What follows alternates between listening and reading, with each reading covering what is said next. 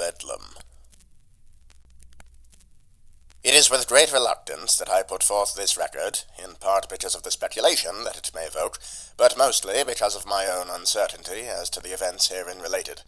The implications of these occurrences, if indeed my interpretation of the events is correct, have severely compromised my own peace of mind.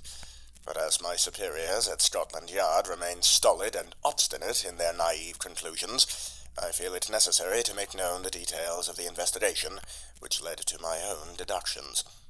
Despite my best efforts, the Chief Inspector refuses to take the outlandish account of a single police constable into serious consideration, despite all the evidence I have presented. They say that the case is closed and that the matter is finished, but I say that there are still questions to be answered. I will not say that I do not understand their decision. The realm into which this investigation has led is strange and daunting, but left unchecked, I do not wish to think on such horrible consequences. Whatever the repercussions may be, should my beliefs be proven valid, be it paranoid conjecture or widespread panic, all the facts must be made known. This strangely extensive and utterly convoluted case first came to official attention by means of a great public calamity. On the 16th of March, 2361, at 10:37 a.m., two passenger locomotives collided head-on whilst crossing the Cannon Street Railway Bridge in London. One train, the 10:25 to Dover, was carrying 41 passengers, 15 of whom were killed on impact. The other train, the 10 o'clock express to London, was carrying 68 passengers, 49 of whom died on impact. Following the collision, two carriages from the London-bound train went over the bridge into the Thames. The police, fire brigade, rescue airships, and Her Majesty's Coast Guard promptly responded to the scene of the crash, but a further 12 passengers died of their injuries, and 6 drowned in the river. The disaster was a national tragedy that transfixed the public eye for weeks, and an official investigation was launched immediately. South Eastern Railway was refreshingly cooperative with Scotland Yard, eager, as could be expected, to put the matter to rest and distance themselves from the deaths of 82 people. Though both locomotives had been reasonably devastated beyond the point of structural integrity by the crash, it became clear to the team of forensic engineers that the fault had not been of a mechanical nature. It was evident that the catastrophe had been the result of human error, possibly negligent, ostensibly deliberate.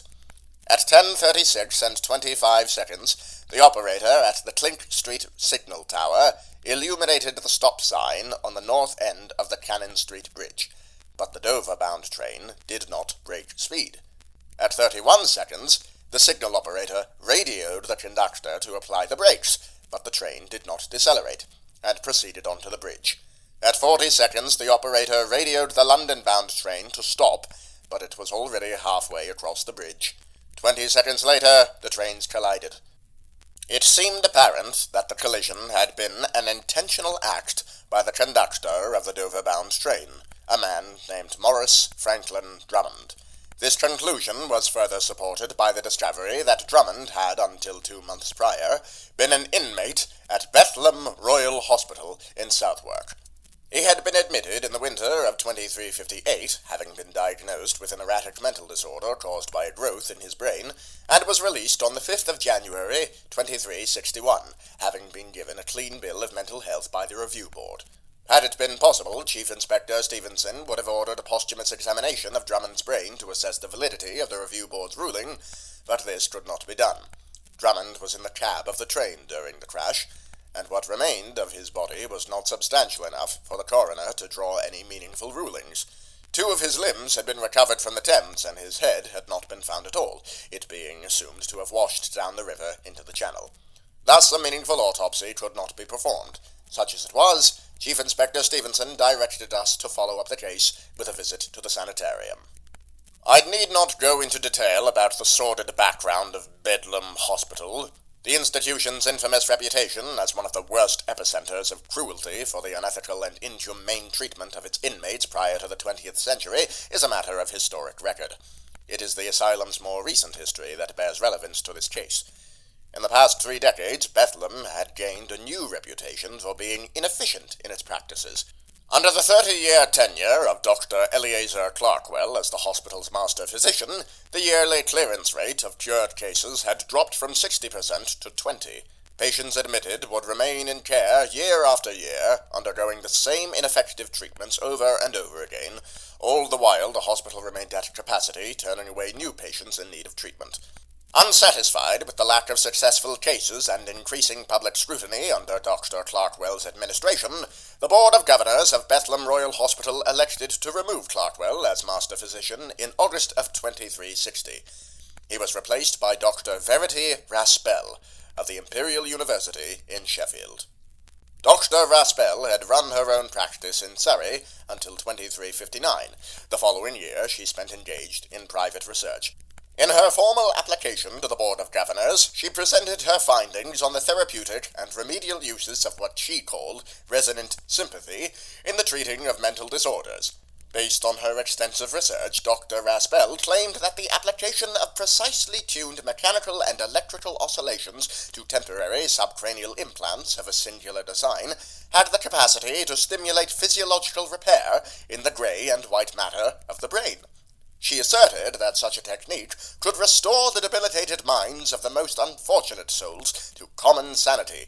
Her dissertation, outlining the initial surgery and subsequent procedures, and including extensive data from her trials and test subjects, both astounded and impressed the Board of Governors, and their decision to appoint her as master physician was unanimous. Raspel took office at BEDLAM Hospital on the 20th of August, bringing with her a new staff of physicians and surgeons, an array of special equipment for her new treatment, and a body of specially built robots to replace the hospital's standard surgical automata and serve as its new security detail. These automata, so their official records and registration indicate, were designed and constructed by Supremis Mechanics, by personal request of Dr. Raspel, and authorized and paid for by the Board of BEDLAM Hospital. Regarding this company, Supremis Mechanics, I have been able to uncover very little information on my own. It was allegedly founded in 2355 by a team of engineers and technicians from Prussia, and has been manufacturing automata and machinery for various factories and laboratories across Great Britain and to the continent ever since.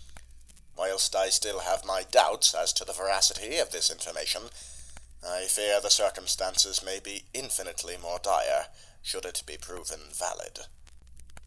Dr. Raspel's treatment began to show immediate results upon the patients at BEDLAM. Some of the asylum's most severe cases displayed unprecedented improvements within a single treatment, and many were cleared for release within a month. Raspel became lauded as a pioneer and a revolutionary for inventing what seemed to be a veritable panacea for mental illness, and hospitals across Britain began to apply for license to perform the treatment. Thus the discovery that a subject of said treatment was responsible for the Cannon Street Bridge collision sparked uproar within and without the medical community. Gossip and speculation was rife, so Chief Inspector Stevenson was keen to cut through it with all speed. D.I. Marsden was assigned as lead, and myself and P.C. Driscoll accompanied him to the hospital to consult with Raspel. BEDLAM Royal Hospital has stood on the grounds of St. George's Fields in Southwark since 1815. For a number of decades, the more civilized inmates were given recreational supervised access to the hospital's 10-acre lawn and gardens. But as London was progressively industrialized, it was judged that the clattering steam coaches and the looming airships would prove disturbing to the fragile patients. On our approach to the neoclassical edifice, we beheld only the motionless automata, standing like sentinels on the wide grass. One of the robots was waiting to receive us at the door. It was a gaunt thing, about 6.5 feet in height, and plated in a dark, dull metal, with the hospital's insignia painted on its breastplate, beneath which its internal machinations ticked and whirred audibly. This robot informed us, in its stock-recorded metallic voice, of the general layout of the hospital. The West Wing housed female patients, males in the East Wing, and extreme cases were housed in the central atrium beneath the domed panopticon. The operating theaters and treatment rooms were located in the cellar. I will confess to being rather unnerved by the interior of the institution. The half-tiled walls, illuminated by cold phosphorescent lamps, were made doubly austere by the patients given free roam of the wards. Many were drifting listlessly between corridors, whilst others stared at us like lonely, wide-eyed children as we passed. Most of them were silent, but one or two of them muttered incoherently to themselves, or posed questions out loud to listeners we could not see. The cold-faced automata stationed every 50 yards put me in mind of suits of armor in a crypt. I am not a religious man, but I will say that it felt like walking through purgatory. We were led by our mechanical guide to the wide circular terraced atrium beneath the panopticon, where we were told to wait while it informed Dr. Raspel we had arrived. The inmates of this ward, the extreme cases confined to their cells, were surprisingly reticent, with one exception. What little information I possess about this particular inmate I gathered from my own personal experience and interaction, as every iota of official information concerning him and all those closely associated with him appears to have been entirely fabricated.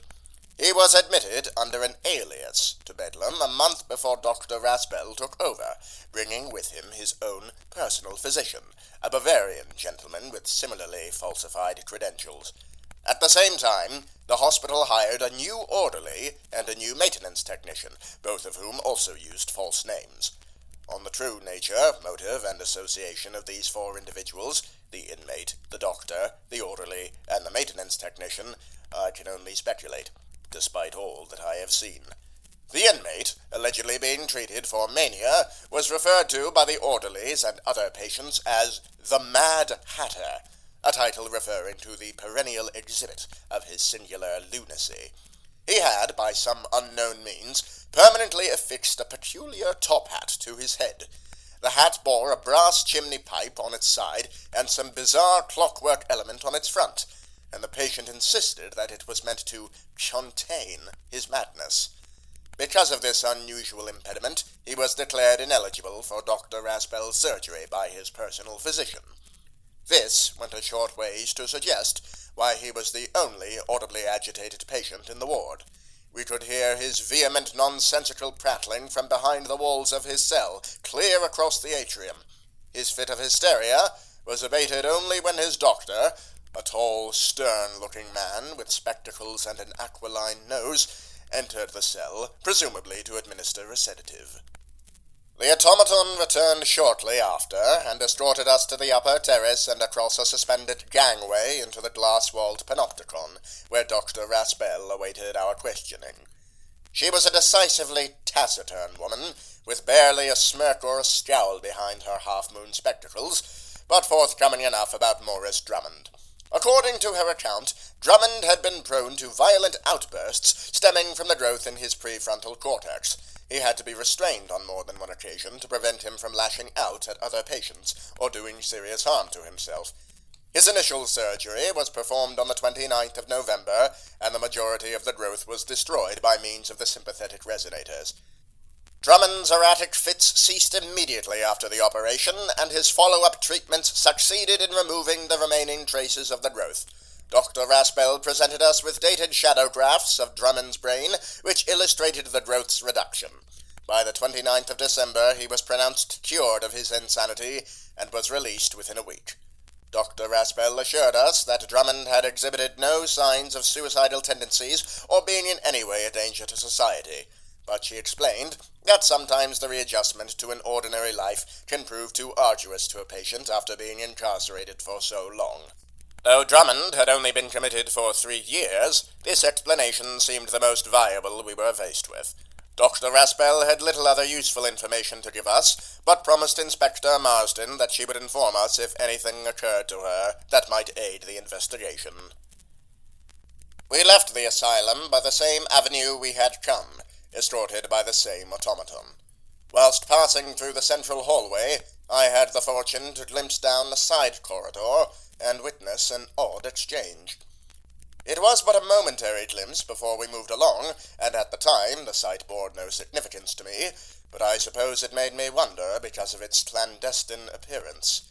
Standing at the end of the corridor, I saw two figures, a stout man with styled hair and tattooed forearms in an orderly's uniform, and a young East Asian woman wearing a jumpsuit and tool belt.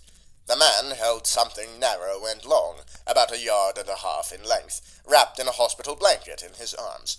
He handed it to the young woman just as Marsden, Driscoll, and I were passing by the corridor, and at catching sight of us, they turned away and walked off in opposite directions. I later learned that these two were the orderly and the maintenance technician that had been hired at the same time that the Mad Hatter had been brought to Bedlam. This, as far as Scotland Yard was concerned, brought the investigation to a close.